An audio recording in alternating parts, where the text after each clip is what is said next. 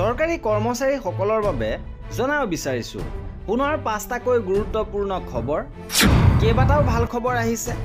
দৰমহা দিয়ে 8 pay, NPS, OPS, UPS সন্দৰ্ভত গুৰুত্বপূৰ্ণ খবৰ আহিছে। অধিসূচনা প্ৰকাশ হৈছে।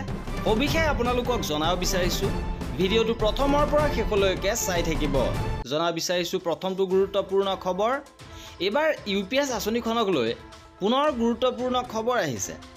ভাৰত চৰকাৰৰ বিত্ত মন্ত্ৰালয়ৰ ফালৰ পৰা 30 ছেপ্টেম্বৰ তাৰিখে PFRDA-লৈ এই পত্ৰখন প্ৰেৰণ কৰিছে, য'ত UPS আঁচনিখনৰ ৰূপায়ণ বিকল্পৰ বাবে তাৰিখ বৃদ্ধি কৰিছে। শেহতীয়াকৈ UPS-ৰ অধীনত ছুইচ অপশ্যন পদত্যাগ কৰাৰ সময়ত সুবিধা, বাধ্যতামূলক অৱসৰ, কৰ ৰেহাই আদিকে ধৰি বিভিন্ন ইতিবাচক পৰিৱৰ্তনৰ কথা ঘোষণা কৰা হৈছে। আৰু এই পৰিৱৰ্তনৰ প্ৰতি লক্ষ্য ৰাখি কৰ্মচাৰীসকলক বিকল্প নিৰ্বাচন কৰিবলৈ কিছু সময় দিয়াৰ প্ৰয়োজন আছে। সেই অনুসৰি যোগ্য বৰ্তমানৰ কৰ্মচাৰী, অতীতৰ অৱসৰপ্ৰাপ্ত আৰু মৃতকৰ আইনীভাৱে বিবাহিত পত্নীৰ বাবে UPS-ৰ বাবে পচন্দ কাট অফ তাৰিখ 2 মাহ অৰ্থাৎ 25-ৰ 30 নৱেম্বৰলৈকে বৃদ্ধি কৰিছে। আৰু PFRDA-লৈ প্ৰয়োজনীয় ব্যৱস্থা গ্ৰহণৰ বাবে অনুৰোধ কৰা হৈছে। ইপিনে কৰ্মচাৰীসকলৰ বাবে আন এটা বৃহৎ সুখবৰ আহিছে। DA বৃদ্ধি পাইছে আৰু 1 অক্টোবৰ তাৰিখে কেবিনেটত এই DA বৃদ্ধি অনুমোদন দিয়া হৈছে। এতিয়া কৰ্মচাৰীসকলৰ DA পুনৰ 3% বৃদ্ধি হৈ বৰ্তমানৰ 55%ৰ পৰা 58%লৈ DA বৃদ্ধি পাইছে। আৰু 1 জুলাই 2025-ৰ পৰা এই বৃদ্ধি কাৰ্যকৰী হ'ব। আৰু ৰাজ্য চৰকাৰৰ কৰ্মচাৰীসকলেও এই DA বৃদ্ধি লাভ কৰিব। আৰু অতি শীঘ্ৰে ৰাজ্যৰ কেবিনেটত এই নতুন DA বৃদ্ধি অনুমোদন দিয়া হ'ব। ইপিনে 8 পে সন্দৰ্ভত এক গুৰুত্বপূৰ্ণ খবৰ আহিছে। 8ম দৰমহা আয়োগৰ সময়সীমাক লৈ জল্পনা কল্পনা বৃদ্ধি পাইছে।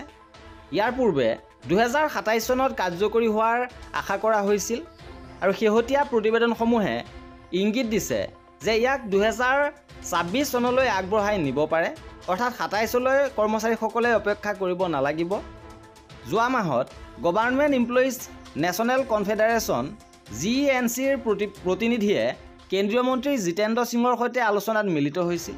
আৰু মন্ত্ৰীগৰাকীয়ে নিশ্চিত কৰে যে ৰাজ্য চৰকাৰসমূহৰ সৈতে আলোচনা চলি আছে আৰু আয়োগ গঠনৰ বিষয়ে অতি সোনকালে ঘোষণা কৰা হ'ব পাৰে। ইপিনে শিক্ষক সন্থাই কেন্দ্ৰীয় মন্ত্ৰী সৰ্বানন্দ সোণোৱালক জনাইছে সমগ্ৰ অনিয়মৰ কথা। তেজপুৰ বিশ্ববিদ্যালয়ত উপাচাৰ্যৰ পৰ্বতসম দুৰ্নীতি, বিশিষ্ট শিক্ষাবিদক লৈ গঠন নাগৰিক সভা। আৰু শিক্ষক সন্থাই কেন্দ্ৰীয় মন্ত্ৰী সৰ্বানন্দ সোণোৱালক অৱগত কৰিছে। ইপিনে কৰ্মচাৰীসকলৰ বাবে আন এটা বৃহৎ সুখবৰ আহিছে। ভাৰত চৰকাৰৰ বিত্ত মন্ত্ৰালয়ৰ ফালৰ পৰা শেহতীয়াভাৱে অফিচ মেমৰেণ্ডাম প্ৰকাশ কৰিছে, য'ত কৰ্মচাৰীসকলৰ non productivity link bonus, ad hoc bonus ঘোষণা হৈছে, য'ত কৰ্মচাৰীসকলে 30 দিনৰ মজুৰি পাবলৈ সক্ষম হ'ব। আৰু কেন্দ্ৰীয় চৰকাৰৰ কৰ্মচাৰীসকলৰ বাবে এই বোনাছ ঘোষণা কৰা হৈছে। আৰু এই আছিল এই ভিডিঅ'টো। পৰৱৰ্তী আপডেটৰ বাবে আমাৰ চেনেলটো ছাবস্ক্ৰাইব কৰি ৰাখিব।